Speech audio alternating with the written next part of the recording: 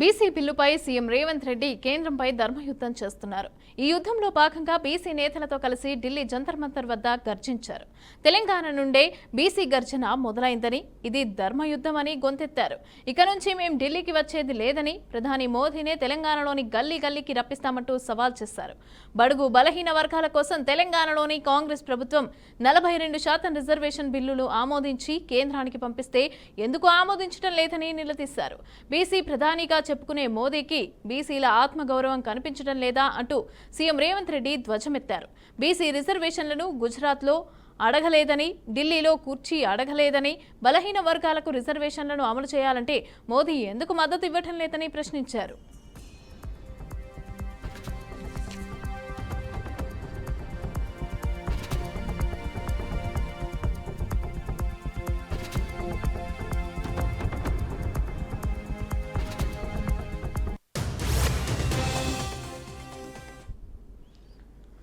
ఇక బీసీ రిజర్వేషన్లను 42% పెంచాలనే డిమాండ్తో ఢిల్లీలో కేంద్రంపై తెలంగాణ కాంగ్రెస్ యుద్ధం ప్రకటించింది. తెలంగాణ ప్రభుత్వం ఆమోదించిన బీసీ బిల్లును కేంద్రం ఎందుకు ఆమోదించడం లేదని నిలదీస్తూ ఢిల్లీలోని జంతర్ మంతర్ వద్ద బీసీ నాయకులతో కలిసి ధర్నాకు దిగింది.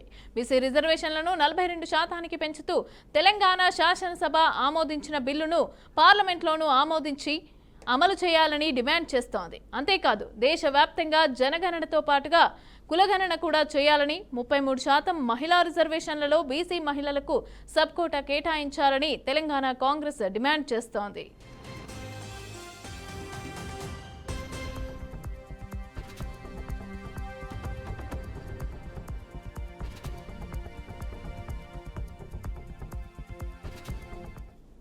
దేశవ్యాప్తంగా కూడా కులగణన చేసి బీసీల జనాభా వాటకు రిజర్వేషన్ పెంచాల్సిందేనన్న కాంగ్రెస్ అగ్రనేత రాహుల్ గాంధీ ఆశయాల మేరకు బీసీలకు 42% రిజర్వేషన్లను కల్పిస్తామని తెలంగాణ కాంగ్రెస్ ఘంటాపథంగా చెప్తోంది.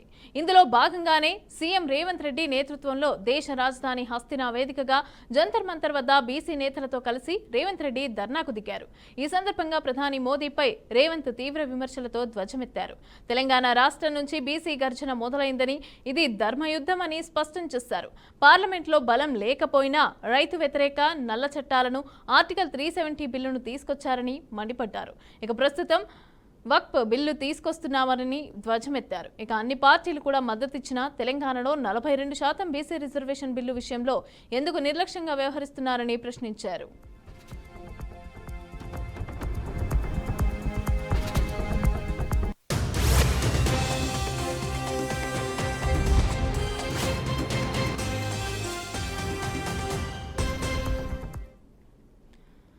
బీసీ రిజర్వేషన్ బిల్లుకు కాంగ్రెస్ పార్టీకి చెందిన 100 మందికి పైగా ఎంపీలు కూడా మద్దతు ఇస్తున్నారని సీఎం రేవంత్ రెడ్డి చెప్పారు. అంతేకాదు బీసీ పోరు గర్జనకు దేశంలోని 16 పార్టీలు మద్దతు ప్రకటిస్తున్నాయని తెలిపారు.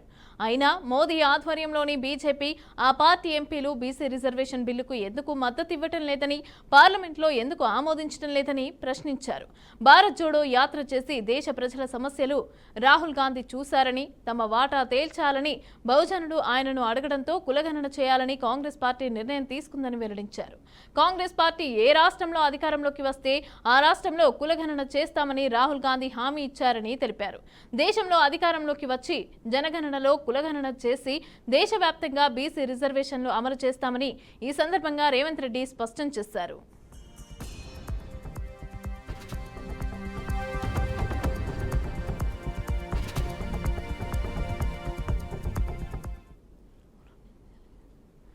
నాడు మొరార్జీ దేశాయ్ మండల్ కమిషన్ ఏర్పాటు చేసి 27% రిజర్వేషన్ ఇవ్వాలని సూచించిందని సీఎం రేవంత్ రెడ్డి గుర్తు చేశారు. అయితే వీపీ సింగ్ అమలు చేస్తామంటే అందుకు వ్యతిరేకంగా జనతా పార్టీ కమాండర్ల ఉద్యమాన్ని తెచ్చి అడ్డుకునే ప్రయత్నం చేస్తుందని మండిపడ్డారు. ఆ జనతా పార్టీ నుంచి వచ్చిన ప్రతినిధే ఈ ప్రధాని మోదీ అంటూ ధ్వజమెత్తారు. బీసీలకు రిజర్వేషన్లు ఇవ్వాల్సి వస్తుందని, కులగణన చేయాల్సి వస్తుందని బీజేపీ ప్రభుత్వం 2021 నుంచి జనాభా లెక్కలను చేయటం లేదని సీఎం ఆరోపించారు. ఇక బీజేపీ కుట్ర చేసి జనగణనను వాయిదా వేస్తోందని మండిపడ్డారు. ఇది బహుజనుల సమస్య, అందరూ ఏకమై బీజేపీ లెక్కలు తేల్చి ఉద్యోగ, రాజకీయ రిజర్వేషన్లు పెంచుకోవాలని పిలుపునిచ్చారు. ఇక తెలంగాణలో 42% బీసీ రిజర్వేషన్ బిల్లుకు మోదీ ప్రభుత్వం అనుమతి ఇవ్వకపోతే దేశవ్యాప్తంగా ఇదో ఉద్యమంగా రాజుకుంటుందని హెచ్చరించారు.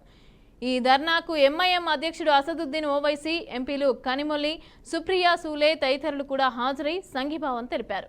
మరి కాంగ్రెస్ పార్టీ సీఎం రేవంత్ రెడ్డి కంకణం కట్టుకున్న బీసీ రిజర్వేషన్ బిల్లును పార్లమెంట్లో ఆమోదింపజేస్తారా లేదా వేచి చూడాల్సిందే.